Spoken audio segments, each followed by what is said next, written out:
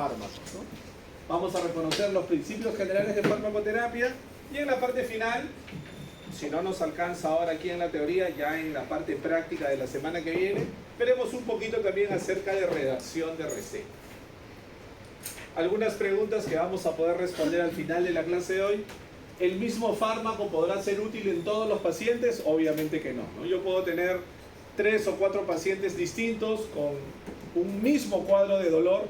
Yo puedo tener 3 pacientes que tengan dolor por erupción de un tercer molar, pero de repente uno es un adulto joven sano, el otro es un adulto joven pero que tiene alguna enfermedad sistémica y el otro es un paciente con enfermedad hepática crónica, ¿no? El mismo diagnóstico puede requerir diferentes tratamientos farmacológicos según la condición del paciente. ¿Las reacciones adversas son iguales que toxicidad? ¿Qué creen ustedes? ¿Será lo mismo decir una reacción adversa que un efecto tóxico? Lo hemos visto un poquito en las clases anteriores, ¿no? ¿Será lo mismo decir efecto adverso o efecto tóxico?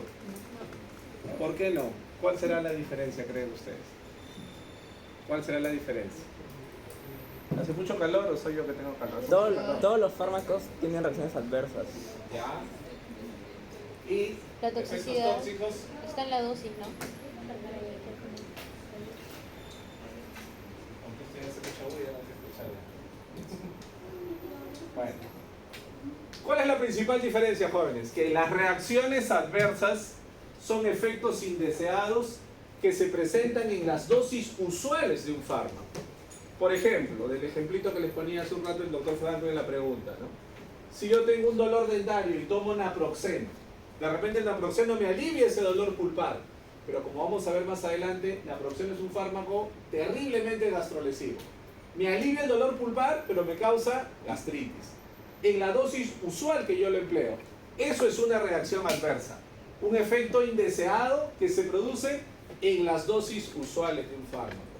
Diferente a que yo de repente llego a julio, veo mi nota de promedio final y me quedé con 12.49, ¿no? 12. Deprimido voy y es una broma. Y digo, voy a intoxicarme con naproxeno y me tomo 20 tabletas de naproxeno. ¿Qué va a pasar con ese naproxeno? Me va a causar insuficiencia renal aguda, que me puede llevar a la muerte. Cuando yo hablo de un efecto indeseado, pero causado por una sobredosificación, una dosis excesiva del fármaco, estamos hablando de toxicidad. Pues es distinto. Ambos son efectos indeseados, pero la reacción adversa se presenta en las dosis usuales, la reacción tóxica se presenta cuando administramos una dosis mucho mayor que la dosis permitida. ¿Sí? Todas las recetas serán iguales, será lo mismo recetarle a mi paciente paracetamol, o si soy cirujano maxilofacial, recetarle a mi paciente fentanilo, o darle anestesia general. No, obviamente que no, ¿no? Son distintas las recetas según el fármaco que vayamos a prescribir. Y es lo que vamos a ver también, si no nos alcanza ahora, en la sesión de la próxima semana. ¿Qué será entonces la farmacoterapia? La farmacoterapia es la rama de la farmacología encargada de la aplicación de los fármacos en el ser humano. Y nos va a ayudar a entender cómo podemos prevenir o curar una enfermedad. Algo que se maneja mucho en los últimos años es la actitud de prevenir algo que no suceda. Por ejemplo, si yo tengo un paciente al cual le voy a hacer una extracción de un tercer molar mandibular, pero yo veo que ese tercer molar está completamente impactado, está en impactación profunda, está en posición horizontal, es una extracción muy difícil. ¿Qué tiene más sentido? ¿Que yo le haga la extracción y recién le empiece a dar analgésicos antiinflamatorios después de la cirugía? ¿O que le dé un analgésico antiinflamatorio antes de la cirugía? Obviamente antes de la cirugía, ¿no? Por ejemplo, eso se llama analgesia preventiva o analgesia anticipada. Que vamos a ver más adelante, se puede hacer administrando un AINE o un corticoide antes de la cirugía. Entonces, algo que implica un cambio en los últimos 20 o 30 años de la medicina es que se busca prevenir alguna condición indeseada para darle un mayor confort, una mejor calidad de vida al paciente. O alterar voluntariamente una función normal, ¿no? Por ejemplo, cuando un paciente tiene fiebre, la fiebre es una función normal, un mecanismo de defensa de nuestro organismo. Pero si es una fiebre persistente, puede hacer que un niño convulsione, puede hacer que un adulto tenga alguna otra complicación. Entonces, no solo se tratan enfermedades, sino también funciones normales del cuerpo deben mantenerse controladas, ¿no? Esto es la parte central de la definición de la farmacoterapia. Correlaciona la farmacodinamia con la fisiopatología. ¿Se acuerdan lo que hemos dado el pasito justo ahora? ¿Qué estudia la farmacodinamia? El mecanismo de acción de los fármacos. Entonces, si yo conozco la fisiopatología de la enfermedad, yo sé cómo se ha producido esa enfermedad. Tengo una pulpitis irreversible en una molar mandibular. Yo sé que esa pulpitis se produce porque hay una expresión de COX-1, COX-2, se producen prostaglandinas que causan dolor e inflamación. Yo usaré un fármaco cuyo mecanismo de acción sea el más adecuado para tratar esa enfermedad. Solamente si yo conozco bien, si yo sé cómo se ha producido la enfermedad, podré escoger el fármaco que sea más adecuado. Por ejemplo, como hacen muchos colegas, ¿no? Si yo sé que la pulpitis causa un dolor severo, de moderado a severo. Yo sé que la pulpitis se produce porque hay producción de ciclooxigenasa 1, ciclooxigenasa 2, producción de prostaglandinas, que son mediadores que causan inflamación. Y esa inflamación genera dolor. ¿Será racional en una pulpitis darle un antibiótico al paciente? Obviamente que no, ¿no?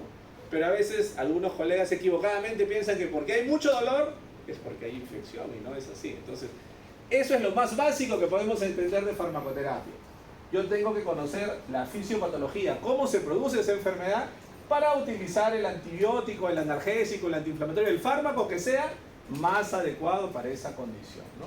Tomando en cuenta principios farmacocinéticos que ya hemos visto y valorando siempre el índice riesgo-beneficio. Asimismo, la farmacoterapia va a echar mano de muchos conceptos previos de ciencias básicas, ¿no? Aspectos fisiológicos, microbiológicos, bioquímicos, inmunológicos y conductuales de la enfermedad. Significa que yo debo conocer cómo se produce una enfermedad para elegir el fármaco más adecuado para tratar esa patología. Solamente si yo conozco realmente cómo se produce esa enfermedad, podré tratarla de forma adecuada. Acá vemos un caso muy sencillo, ¿no? Un ejemplo muy sencillo. Dice, varón de 63 años con antecedentes de infarto agudo de miocardio hace 2 años. Ha tenido un evento trombótico hace 2 años. Recibe tratamiento con warfarina. Ya hemos visto un ejemplo con warfarina. ¿Se acuerdan qué es la warfarina? Es un anticoagulante. ¿Por qué a un paciente que ha tenido un infarto le damos un anticoagulante? Bueno, el médico le prescribe un anticoagulante. ¿Por qué? Si ha tenido un infarto, ¿por qué le prescribe un anticoagulante? Sin miedo, sin miedo. Sin miedo al éxito, sin miedo. ¿Ah? ¿Por qué? Claro, le damos un anticoagulante porque ese paciente tiene un alto riesgo trombótico. Por eso ha producido un infarto, un accidente cerebrovascular. Al darle un anticoagulante, su sangre va a estar más fluida y va a evitar, va a reducir al mínimo el riesgo de que pueda tener otro evento trombótico, ¿no? Acude a la consulta, tiene un dolor moderado a severo en la región molar inferior derecha desde hace 3 días, luego de la exodoncia de la pieza 4-8, ¿no? En el examen clínico se le diagnostica osteitis alveolar, una patología que coloquialmente van a escuchar ustedes cuando pasen. ¿Están llevando cirugía ya? No llevan cirugía, creo, ¿no? Para algunos sí, quizás. Van a escuchar una complicación frecuente cuando se hace una extracción muy traumática, muy prolongada, es la osteitis alveolar, o también conocida como alveolitis seca, ¿sí? Alveolitis seca. Entonces causa ese tipo de dolor, un dolor intenso, punzante, ¿no? Se suele presentar entre 2 a 3 días después que se ha realizado el procedimiento. ¿Cuál sería el tratamiento más adecuado? Tenemos ahí 3 potenciales alternativas. La primera opción me dice ibuprofeno de 400 miligramos cada 8 horas por 5 días. La segunda opción me dice ketorolaco de 10 miligramos cada 8 horas por 5 días. Y la tercera me dice diclofenaco con codeína cada 8 horas por 5 días. A ver, solo por explicarles un poquito, porque esto es algo que posteriormente en cirugía, seguro, como les decía, ya lo van a ver con mayor detalle. Imagínense ustedes que hacemos una extracción simple, ¿no? Imagínense que hacemos una exodoncia simple, pero se nos complicó y nos demoramos más de la cuenta, ¿no? Imagínense que esto es el hueso alveolar, ¿no? Hemos hecho una extracción de un premolar, ¿no? Digamos que este es el hueso alveolar. Hacemos la exodoncia, obviamente el tejido se llena de sangre, se forma el coágulo, para que el tejido se pueda reparar, ¿no? Se forma el coágulo para que el tejido se repare.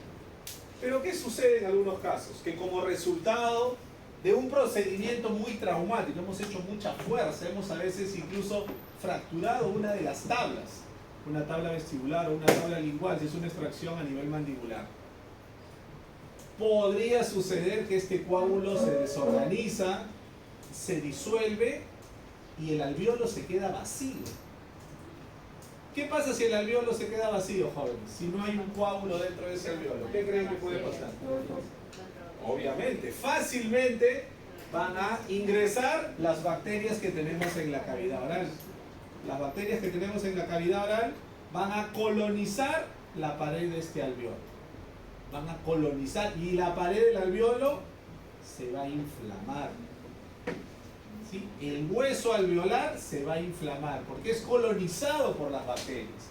Por eso se llama osteitis alveolar. La pared del hueso alveolar es colonizada por bacterias y se produce una inflamación de ese hueso alveolar que le causa al paciente mucho dolor, un dolor muy intenso. El paciente habla, le duele, come, le duele, toma agua fría, le duele, toma agua caliente, le duele. Me preguntan aquí, ¿no? A ver, ibuprofeno. Ibuprofeno me alcanza en esta dosis de 400 miligramos solamente para un dolor entre leve a moderado. Solo para que ustedes lo vean, ¿no? Ibuprofeno, lo vamos a ver más adelante. Hay presentaciones de 200 miligramos, de 400 miligramos, de 600 miligramos y de 800 miligramos. Pero acá me dicen la presentación más convencional, la que todo el mundo conoce, la de 400. Esta me alcanza solamente para un dolor entre leve a moderado. Para este caso de la osteitis alveolar, que me causa un dolor de alta intensidad, un dolor de moderado a severo, ¿será una buena opción el ibuprofeno de 400 miligramos? No, porque no me alcanza a cubrir el espectro de dolor que yo tengo en el paciente. La primera opción, descartada, no funciona. Segunda opción, lo que les decíamos hace un momento. Ketorolaco es un buen analgésico, puede aliviar el dolor, pero ¿qué problema tiene ketorolaco? Que es recontra gastrolesivo, súper gastrolesivo. En los países del mundo civilizado, en Alemania, en Francia, en Japón, hace más de 20 años que no se comercializa el ketorolaco. Acá en Perú es uno de los fármacos más recetados. Entonces siempre debemos pensar en eso, jóvenes, ¿no? Eficacia y seguridad. Yo puedo conseguir el efecto que deseo, puedo conseguir el efecto analgésico, pero ¿a expensas de qué? De causarle al paciente gastritis o una úlcera. ¿Será una buena opción el ketorolaco? No. Definitivamente no. Además, ¿cómo creen ustedes que se debe tratar esta osteitis alveolar? ¿Qué tratamiento creen que se le debe dar? Aparte de la terapia analgésica y también de la terapia antibiótica, porque ojo, se necesita terapia antibiótica, porque hemos visto que hay bacterias que están colonizando. Pero localmente, en este lugar, en la boca de mi paciente, ¿qué creen que debo hacer? ¿Qué debería hacer? Limpiar, obviamente. Eliminar esos restos de tejido desorganizado, esas bacterias que están ahí, limpiar, hacer un lavado con mucho cuidado para no causarle dolor al paciente y promover una cicatrización por segunda intención, ¿no? Se coloca a veces un apósito, ¿sí? Se puede colocar un apósito, ¿no? Hay unos nombres comerciales conocidos, ¿no? Alveogil, por ejemplo, o Alveolex, que es un producto que va a ayudar a que se forme una cicatrización por segunda intención. Primero lo que hace es, una vez que el alveolo está limpio, lo va a proteger, lo va a tapar para que no se vuelva a colonizar nuevamente por bacterias, ¿no? Entonces, se promueve la cicatrización por segunda intención. Esto también no podría llevarse a cabo si yo le doy ketorolaco, porque el ketorolaco lo que hace es inhibir la agregación plaquetaria, evitar que se forme adecuadamente el coágulo. Si no se forma el coágulo, el alveolo va a seguir vacío y va a persistir el dolor. Entonces, definitivamente, ketorolaco no es una buena opción. Además de un tema farmacocinético, que lo veremos luego. Ketorolaco tiene un tiempo de vida media muy cortito. Se debe administrar cada 4 o cada 6 horas. Si yo lo doy cada 8 horas, o sea, por ningún lado es una buena opción. Lo que vimos ahora, jóvenes, en el seminario, si yo tengo un fármaco que ya viene combinado, en una sola tableta viene combinado 50 miligramos de diclofenaco y 50 miligramos de codeína, ¿qué tipo de interacción sería? De potenciación. Sería sinergismo de potenciación, porque tengo dos fármacos analgésicos con diferente mecanismo de acción. Un AINE que inhibe ciclooxigenasa 1, ciclooxigenasa 2, y un opioide que actúa en el sistema nervioso central, bloqueando el dolor. Esta sería la mejor opción. Tiene efecto analgésico para un dolor de moderado a severo, no afecta la agregación plaquetaria, no modifica la formación del coágulo y tampoco es gastrolesivo. Entonces nuestra mejor opción, de estas tres que tenemos, hay muchas otras más, de estas tres la mejor opción sería diclofenaco con codeína. ¿Se entiende, jóvenes? ¿Se entendió? Entonces ese es un poco el razonamiento, la secuencia que debemos seguir. Otro aspecto importante es la selectividad que pueden tener los fármacos, ¿no? Obviamente no existe un fármaco 100% selectivo. Todos los fármacos tienen efectos beneficiosos y también potenciales efectos adversos. Por ejemplo, ¿de qué depende la selectividad? Primero, de la naturaleza de un fármaco. Solo por ponerles un ejemplo. Por ejemplo, yo tengo el grupo farmacológico AINES, que son los antiinflamatorios no esteroideos.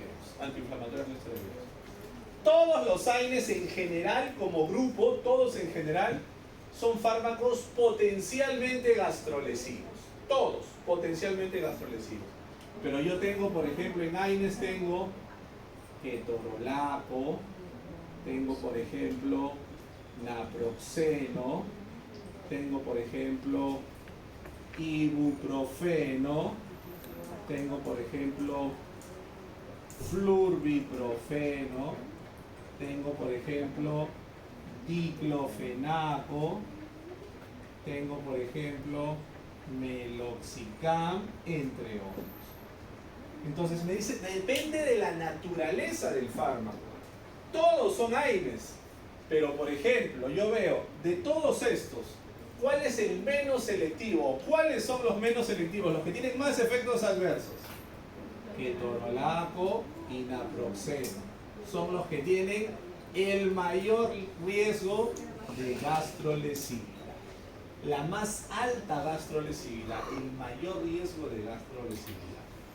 Pongámosle así, ¿no? Alto riesgo de gastrolesividad. A diferencia, por ejemplo, de ibuprofeno, flurbiprofeno, que tienen solo un moderado riesgo de gastrolesividad.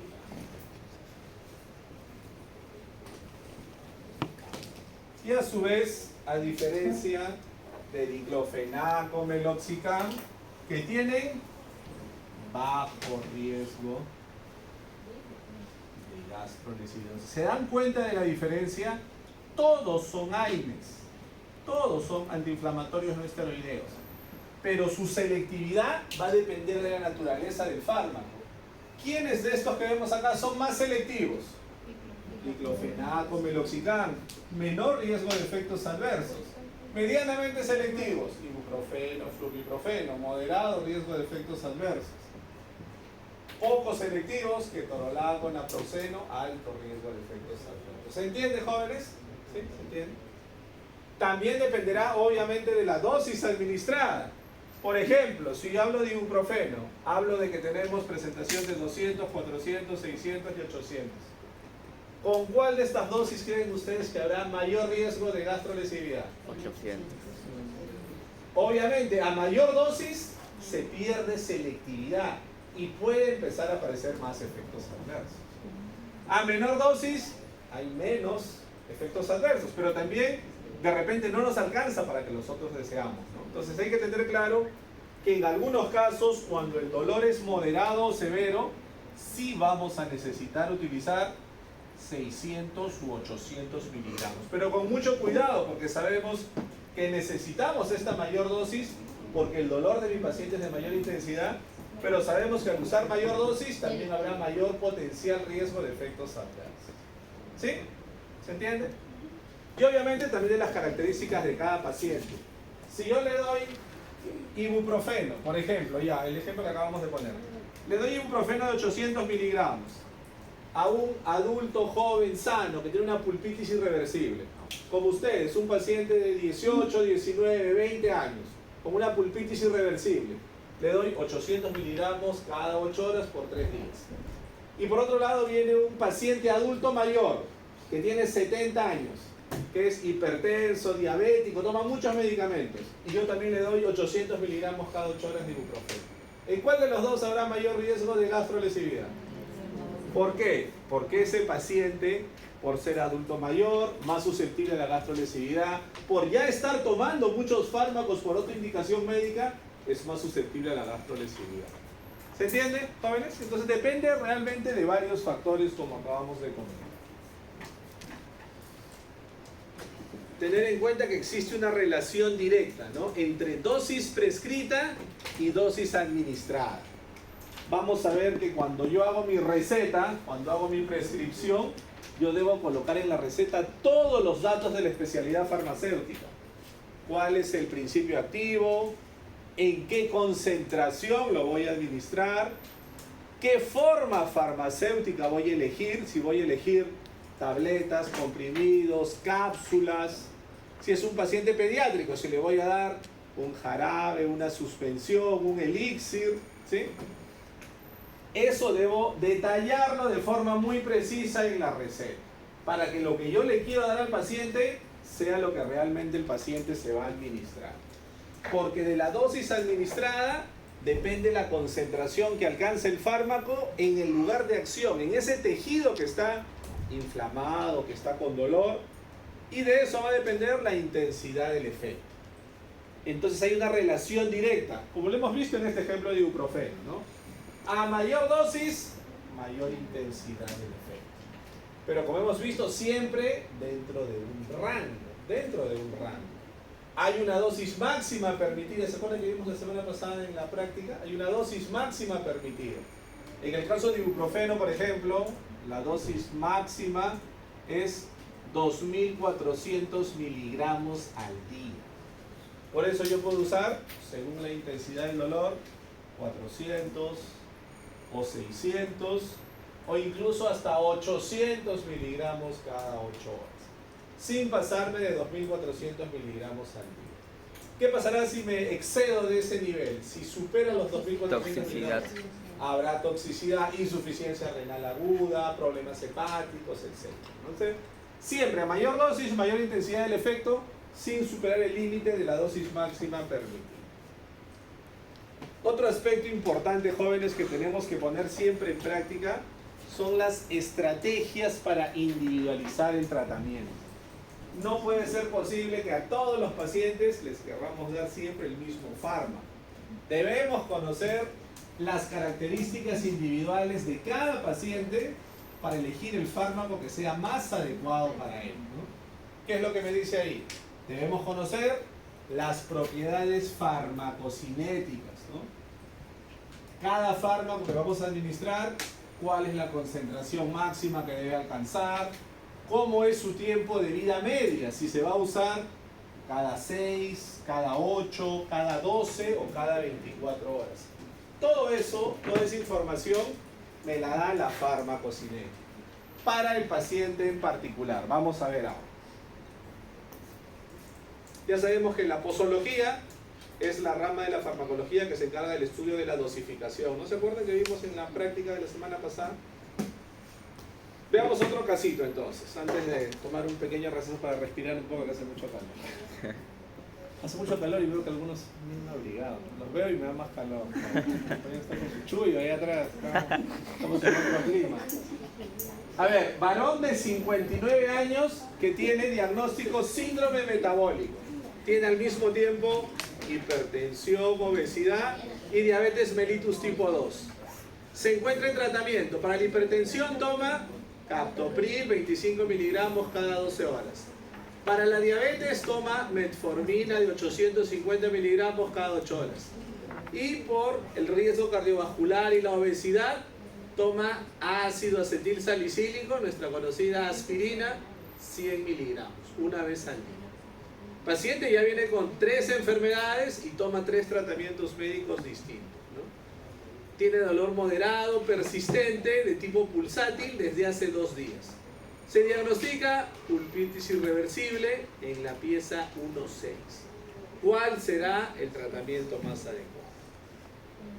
Tenemos igualmente 3 opciones en este caso. La primera, a ver, ya hablamos de ketorolaco. Que eso nos quede absolutamente claro. Como yo les digo, siempre a los estudiantes, mi contribución a la humanidad es que ustedes y los que vienen más adelante no receten ketorolaco. Es mi contribución a la humanidad, por favor. Olvidémonos. Y van a ir a la clínica el próximo año y van a ver que sus doctores, cuando hay dolor, van a decir lo primero, algunos de ellos, ¿no? Hay que cambiar eso. Esconden la receta, la rompen, esconden la receta, la rompen y hacen otra receta ustedes con lo que vamos a aprender. ¿Su mami tiene más de 60 años o todavía no? No, todavía. Entonces le da vómito. Eso es por la gastrolesividad. Le preguntaba de la... Absolutamente contraindicado, ¿no? Claro. Entonces, ketorolaco definitivamente no es una buena opción.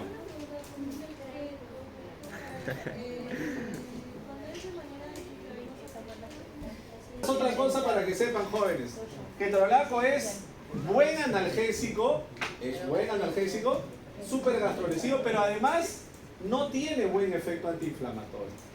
Y si yo quiero tratar una pulpitis irreversible, una pulpa inflamada, ¿será buena opción ketorolaco? Definitivamente no. No tiene efecto antiinflamatorio, es gastrolesivo, no es buena opción. ¿Por qué lo siguen dando? Porque estamos en el país. Lo que pasa es que hay muchos fármacos que en el camino han ido saliendo ya del mercado. Yo les diré que realmente ketorolaco... A ver, ¿qué pasa con el clonixinato de lisina? Es un buen analgésico, pero no tiene acción antiinflamatoria. No se acumula en el tejido inflamado. Farmacocinéticamente no tiene la capacidad de penetrar en el tejido inflamado. Nuevamente, si yo quiero tratar un dolor pulpar, por inflamación pulpar, ¿será buena opción un fármaco que sea analgésico y que no tenga acción antiinflamatoria? No. Definitivamente no, porque no va a penetrar al tejido donde yo deseo que actúe. ¿En qué caso sí es positivo? ¿En qué caso sí para la comida? Cuando no, hay dolor, pero no hay inflamación. Por ejemplo, en un dolor por cefalea, una cefalea tensional, puede servir clonixinato de lisina.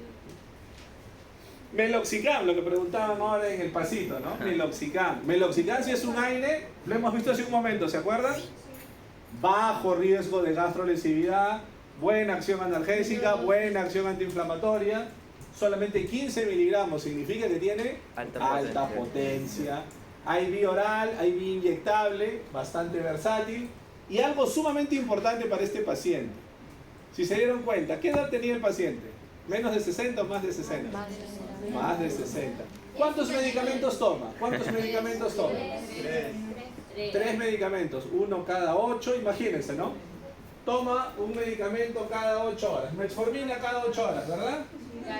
Metformina cada 8 horas. Captopril, toma captopril cada 12 horas. Sí, captopril es para la hipertensión. Para la obesidad. Y aspirina, probablemente en las noches antes de acostarse. Toma 3 tratamientos distintos, ¿no? Si lo seguimos al horario sería 6 de la mañana, 2 de la tarde, 10 de la noche. De repente el otro que es cada 12 horas, de repente lo toma 7 de la mañana, 7 de la noche. Y el otro lo toma también junto, no, aspirina lo toma también 10 de la noche, junto con la última dosis de metformina. Si a este paciente yo le doy otro tratamiento que también se tenga que tomar cada 6 o cada 8 horas, ¿qué puede pasar? no necesariamente Más toxicidad, pero puede haber interacciones. Si yo en un mismo momento, en un lapso de 1 a 2 horas, el paciente toma 3 medicamentos distintos, ¿qué puede haber? Competencia, interacción entre los fármacos. Si toma muchos medicamentos por vía oral, ¿qué puede pasar? Más riesgo de gastrolesividad. Si es un paciente mayor, ¿qué puede pasar si le doy otro tratamiento cada 8 horas? ¿Qué puede pasar con un paciente mayor? Se puede olvidar, se puede confundir. Por eso también es tan buena opción Meloxicam, porque es una sola vez al día. Yo le puedo decir, ¿sabes qué? Lo vas a tomar mejor en la mañana, mira, 2 horas después de tu primer fármaco, a las 8, a las 9 de la mañana. Separado para evitar las potenciales interacciones, ¿no? Entonces, a eso nos referimos con estrategias de individualización. Doctor, ¿la aspirina para qué es? La aspirina es para el riesgo cardiovascular, por la obesidad que le da mayor riesgo cardiovascular, ¿no? Eso que hemos visto, esta patología, no sé si habían visto en fisio. ¿Ustedes se han llevado fisio? Ah, no han llevado fisio, mentirita, ¿no? No lo Mentirita. hemos llevado. Mentirita. No lo hemos llevado. Síndrome metabólico, que es síndrome metabólico es la combinación de 3 factores donde puede estar hipertensión, obesidad, diabetes mellitus o hipercolesterolemia. 3 de esos 4.